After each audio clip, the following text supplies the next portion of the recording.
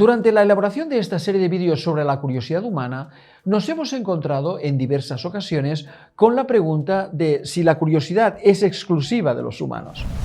Y cuando este tema ha salido, la inquietud general se ha alineado hacia la idea que muchos animales son también muy curiosos. Se han elaborado incluso listas de animales según su grado de curiosidad. La lideran gatos, perros, monos, pingüinos y, curiosamente, jirafas. Y se citan experiencias con gatos y perros que se sorprenden ante cosas que aparecen entre ellos y que muestran una cierta actitud de querer explorar. Pero, ¿es esto curiosidad? Aunque hay que investigar mucho más sobre este tema, parece que existe una curiosidad de los animales derivada de su impulso por la supervivencia y la reproducción. Lo que denominamos de manera algo laxa instinto les lleva a ser curiosos para buscar alimento, evitar a los depredadores, aparearse y cuidar de la progenie. Pero expertos como Richard Bryan nos dicen que la curiosidad, entendida en un sentido más amplio, aporta beneficios a los animales. En términos muy generales, tener información es poder, y esto también se aplicaría a los animales. Otra cosa es si el resultado de esa curiosidad se almacena en sus cerebros en forma de qué, cuándo y dónde ocurrió algo, de forma que algún tipo de memoria les permite responder a una necesidad acudiendo a una experiencia previa. Y mucho más inquietante es preguntarse si hay en algunos animales la capacidad de preguntarse sobre el cómo y el por qué.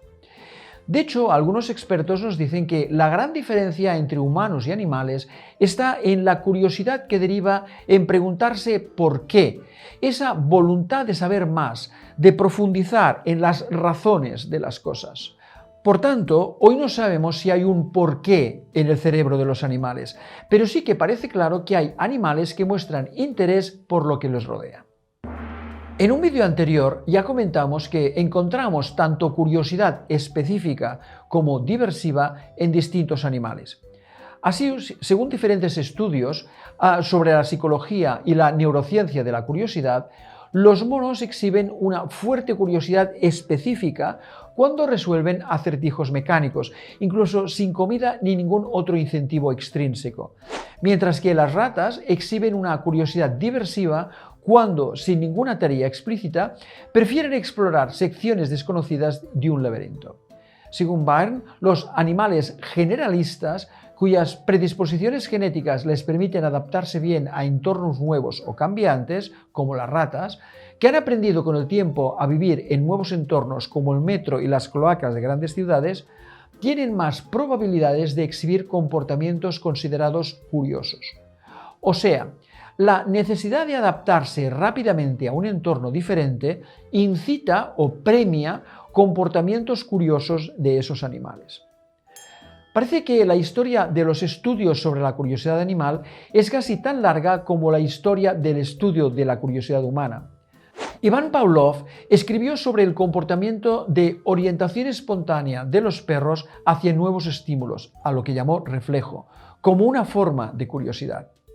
A mediados del siglo XX, el comportamiento exploratorio en animales comenzó a fascinar a los psicólogos.